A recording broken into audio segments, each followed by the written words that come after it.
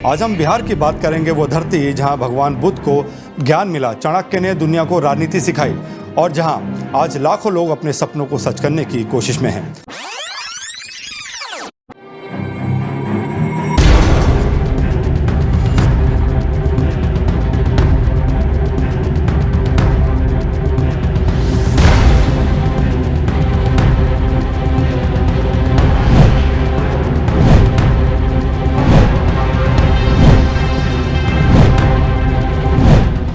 नमस्कार, मैं हूं आलोक।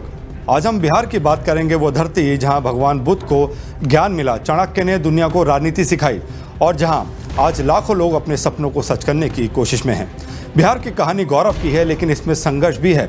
हम बात करेंगे बिहार के कितने और कौन कौन मुख्यमंत्री बने, बिहार में कितने समाज है और उन्होंने युवाओं और चुनावों को कैसे प्रभावित किया, नीतीश कुमार इतने सालों तक मुख्यमंत्री कैसे और क्यों बने, आज का राजनीतिक समीकरण क्या है, एनडीए भारी है या महागठबंधन, गांवों की स्थिति, अपराध का ग्राफ और विकास की हालत पर भी बात करेंगे।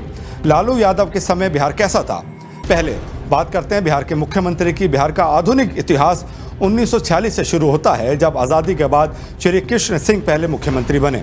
वो कांग्रेस के थे और 1946 से 1961 तक सत्ता में रहे। पूरे 15 साल बिहार के इतिहास में सबसे लंबा कार्यकाल। फिर आई एक और आए और कुछ चले गए। लंबे समय तक ये बस चंद दिनों के लिए रहे। 1946 से अक्टूबर 2025 तक बिहार में कुल 23 लोग मुख्यमंत्री बने। ग्राफिक के जरिए आपको दिखाते हैं। कांग्रेस के श्री कृष्ण सिंह 1940 से 1961 तक रहे, बिहार के पहले सीएम जिन्होंने शिक्षा और ज़मीन सुधार पर जोर दिया। कांग्रेस से अनुग्रह नारायण सिंह साल 1961। इनका समय छोटा रहा लेकिन योगदान महत्वपूर्ण। जनता पार्टी से कर्पूरी ठाकुर 1970 से 71 और 1970 से 89 तक दलित और पिछड़े वर्गों के मसीहा, जिन्होंने आरक्षण को बढ़ावा दिया। कांग्रेस से जगन्नाथ मिश्र साल 1975, 1980, 1989 तक 3 बार सीएम रहे, लेकिन भ्रष्टाचार के आरोप भी लगे। राजद से लालू प्रसाद यादव साल 1990 से 1997 तक यादव समाज का बड़ा चेहरा, लेकिन बाद में घोटाले में फंसे। राजद से राबड़ी देवी साल 1997 से 2005 तक लालू की पत्नी, जिन्हें लालू ने सत्ता सौंपी। जेडीयू से नीतीश कुमार साल 2005 से अब तक सबसे ज़्यादा बार रहे, 9 बार शपथ ली। हिंदुस्तानी अवाम मोर्चा से जीतन राम मांझी साल 2014 से 2015 तक महादलित नेता, छोटा कार्यकाल। इन 23 में से कुछ नाम बार बार आए क्योंकि बिहार की सियासत में उथल पुथल रही। कभी कांग्रेस का दबदबा, कभी जनता दल और अब एनडीए महागठबंधन का खेल रहा। नीतीश का नाम सबसे ज़्यादा चमकता है। अब बात बिहार के समाज की। कितने हैं और चुनाव पर असर? बिहार में समाज यानी जातियाँ बहुत मायने रखती हैं। 2023 के जातिगत सर्वे से पता चला कि बिहार की आबादी 13 करोड़ से ज़्यादा है। ग्राफिक से आपको बताते हैं, जातियों का बंटवारा कुछ ऐसा है। पिछड़े और अति पिछड़े 63% हैं, जो सबसे बड़ा समूह है। इसमें यादव 14%, कुशवाहा, कोयरी 4%, कुर्मी 3%, तेली 3%, मल्ला 3% शामिल हैं। दलित 20%, जिनमें सवान, मुशहर और महादलित शामिल हैं। आदिवासी 1.7%, छोटा समूह है। ऊपरी जातियां, जिनमें 15.5% है और उनमें ब्राह्मण 3.6%, राजपूत 3.4%, भूमिहार 2.8%, कायस्थ 0.6% हैं। मुस्लिम 17%, बड़ा वोट बैंक है। चुनाव पर असर क्यों डालते हैं? बिहार में वोटर जात को देखकर वोट देता है। ऐसा क्यों?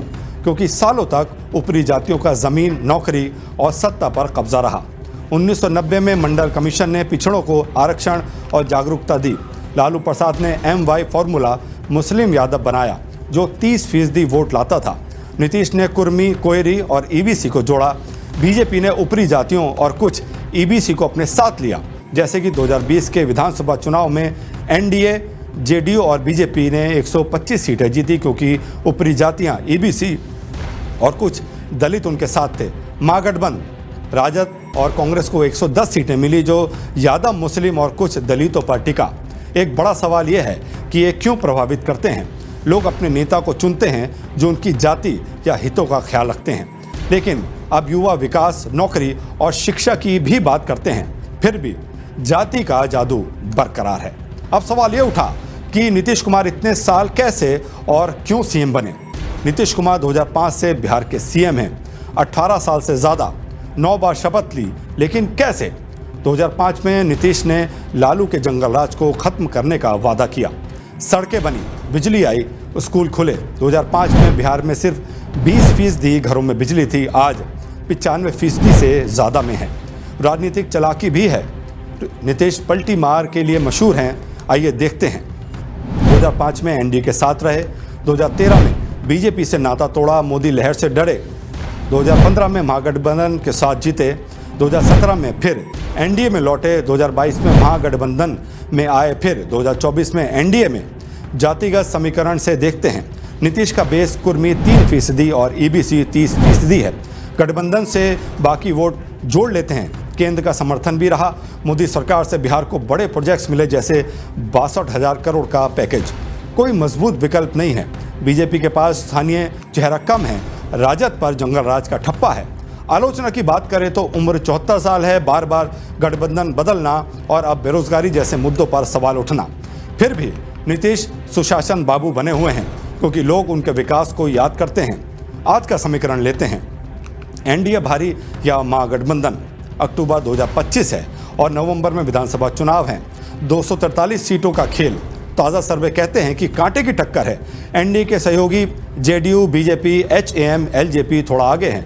1 से 2% वोटों की बढ़त ले सकते हैं, लेकिन सीट बंटवारे में झगड़ा है। जीताराम मांझी 15 सीटें मांग रहे हैं, चिराग पासवान 40। नीतीश की जेडीयू 100+ सीटें चाहती है। महागठबंधन में राजद, कांग्रेस, लेफ्ट, जिसका चेहरा तेजस्वी यादव है। यादव मुस्लिम और कुछ दलितों का समर्थन है, लेकिन सीएम फेस पर सस्पेंस और कार्यकर्ताओं में जोश कम दिखता है। एक नया फैक्टर भी है, प्रशांत किशोर की जन स्वराज पार्टी। सर्वे कहते हैं कि ये 20 से 30 सीटें प्रभावित कर सकती है, खासकर युवा और तटस्थ वोटरों को खींचकर। क्यों एनडीए भारी है? केंद्र का 62,000 करोड़ का पैकेज, नीतीश का विकास और बीजेपी का हिंदुत्व का मिश्रण। उत्तर भारत में मजबूत पकड़। महागठबंधन को मौका कैसे है? तेजस्वी की युवा अपील, बेरोजगारी पर हमला। दक्षिण बिहार में यादव मुस्लिम वोट। एनडीए थोड़ा भारी है, लेकिन जन स्वराज या कोई गलती खेल बिगाड़ सकती है। अब बात गांव की स्थिति की। अपराध का ग्राफ, विकास की हालत। बिहार 90% ग्रामीण है, 34% लोग गरीबी रेखा से नीचे हैं, 40% गाँव में कच्ची सड़कें हैं, बिजली 95% गाँव में पहुंची है, लेकिन दिन में 4 से 6 घंटे कटौती होती है। जीविका प्रोजेक्ट से 1.36 करोड़ महिलाएं स्वरोजगार से जुड़ी हैं। भारत नेट ने 8,000+ पंचायतों में इंटरनेट पहुंचाया, लेकिन गांवों में नौकरी की कमी, लोग पलायन करते हैं। अपराध का ग्राफ देखते हैं। 2005 में नीतीश के आने पर क्राइम कम हुआ, हत्याएं 224 से 137 प्रति साल दर्ज हुई, लेकिन 2025 में फिर बढ़ा, 1376 हत्याएं सालाना। क्राइम रेट 165 प्रति लाख फिर बढ़ी। अपहरण, बलात्कार की घटनाएं बढ़ी। चुनाव से पहले 10 दिन में 7 हत्याएं हुई। लोग कहते हैं जंगल राज की छाया लौट रही है। अच्छी खबर यह है कि बिहार का जीएसडीपी 2025-26 में 11 लाख करोड़ रहा, 11% ग्रोथ के साथ। सड़कें दुगनी, बिजली 95% घरों में है, शिक्षा पर बजट 22%, स्वास्थ्य पर 7%, लेकिन समस्याएं भी हैं। साक्षरता 70%, अस्पतालों में डॉक्टर कम है, उद्योगों की कमी। बेरोजगारी 15% है। बिहार बीमारों से निकल रहा है, लेकिन रास्ता लंबा है। अब लालू यादव का समय की बात करते हैं। 1990 से 2005 की कहानी। लालू प्रसाद यादव 1990 में सीएम बने। उनके समय में लोग 2 तरह से देखते हैं, प्लस पॉइंट के रूप में।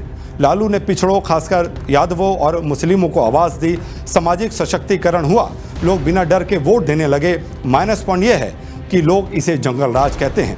उस समय हत्या, अपहरण, लूट आम थी। 2001 से 2022 में 71,000 हत्याएं हुई, ज़्यादातर लालू राबड़ी राज में। लालू के समय में जीडीपी ग्रोथ 2 से 3% थी। बिहार देश का सबसे गरीब राज्य था। चारा घोटाला जो कि 940 करोड़ था, उसमें लालू फंसे। सड़कें टूटी, बिजली गायब, स्कूल कॉलेज बंद थे, लोग रात में घर से निकलने से डरते थे। 2005 में नीतीश ने जंगल राज खत्म करने का नारा दिया और लालू राबड़ी को हराया। लोग बदलाव चाहते थे और नीतीश ने मौका भुनाया। तो ये था बिहार का इतिहास। फिर मुलाकात होगी। नमस्कार।